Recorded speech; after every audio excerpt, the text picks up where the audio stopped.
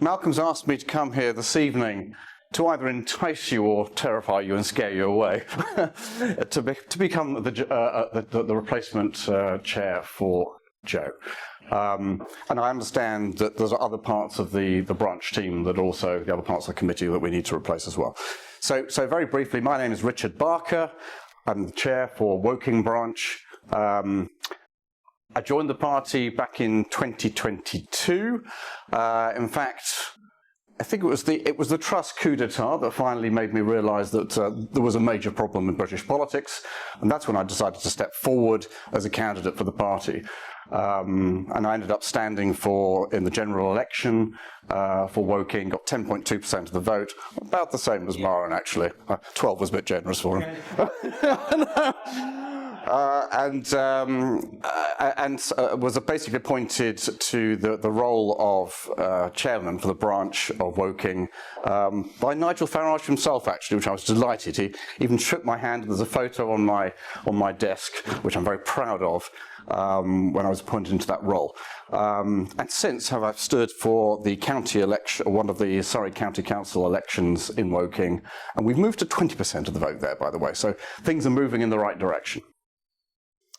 So that's a little bit about me. Also, my background is oil and gas industry. So I had a 30-year career in the oil and gas industry. I'm a geoscientist, but sort of gradually climbed up the greasy pole to a sort of senior leadership position, in fact, on the leadership team for the largest producer of oil in the UK. So oil and gas, energy, this is really important to me, and net zero, the atrocity that is net zero. The abomination that it is for the British people is something that concerns me. Enough about me. So, what is a branch chair and what does it take? That's kind of what I'm here to talk about. Fundamentally, it's about people. It's about leadership, and it's about building teams.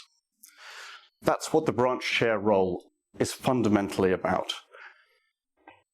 Leadership skills are actually very important, I think, for this role, because not only have you got to build your own team, and if my understanding is here we need to rebuild that team, in part at least, but you want to identify and attract other leaders into your own team so that they can lead as well, because you can't do all the leading yourself. You need to find good people.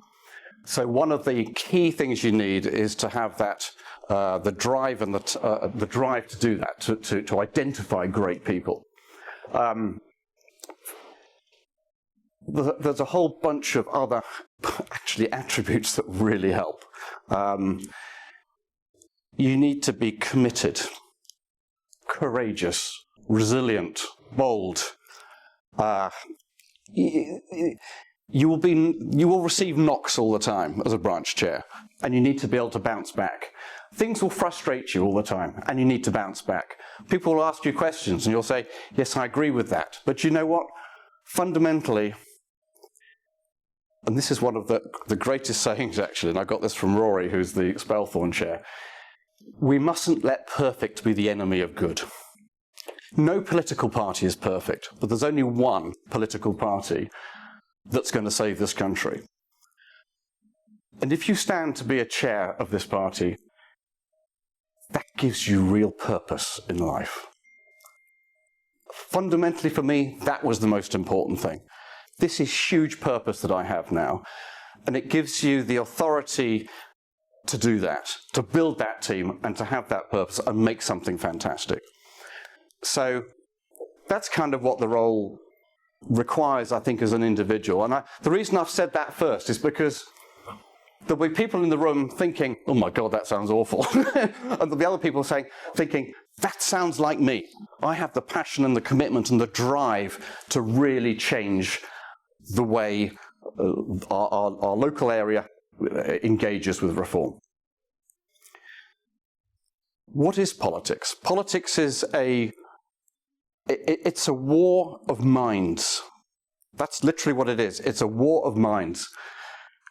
And it takes place, and it's recognized in politics, it takes place in two ways. You've got the air war and the ground war. The air war is where the mind-changing process takes place. That's Nigel Farage, that's Richard Tice, all our great MPs and mayors, etc., who are changing the way people think and changing the way they will vote.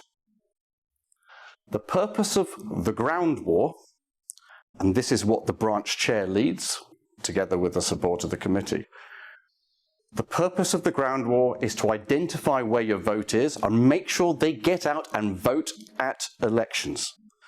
This is really critical.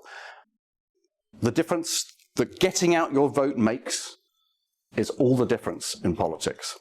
And for that, you need to build an army to get your message out, to do the canvassing, to find out where your vote is, and ensure that people vote on the day.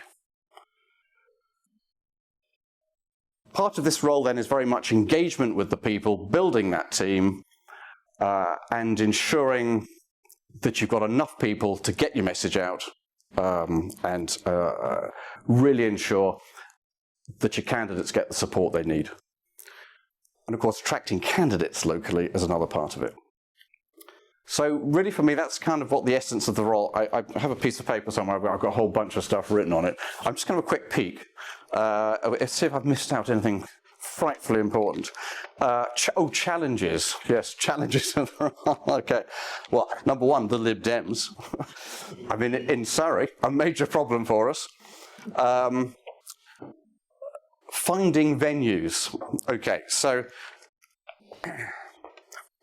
finding venues where you feel that you can have a discussion like this, actually, is a bit of a challenge in Woking, funnily enough. And I think there are other areas where, we still get pushback. Finding willing candidates to stand for us. This is a real tough one.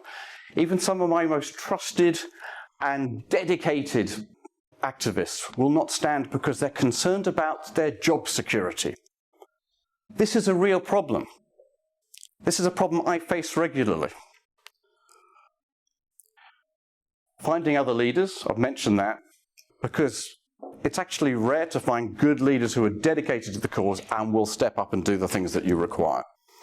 And also, if you do become a branch chair, you will realise that on the inside the party is not perfect, the party processes aren't fantastic, well, they're pretty good, but they're improving, and this is an organisation that is maturing all the time. All the time, it's getting better. We have to give it some slack here. It started from a small organisation, polling at only a few percent a few years ago, and exploded in terms of its support, its membership, and always, an organisation is always catching up in terms of resources to its need. The resources are always catching up with the need.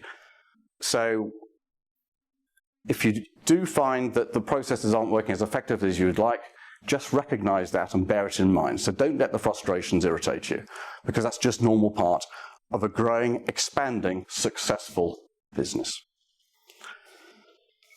I think that's pretty much all I wanted to say. So hopefully I've just sort of given you a flavour. Do people have any sort of questions on anything I've said so far? Yes.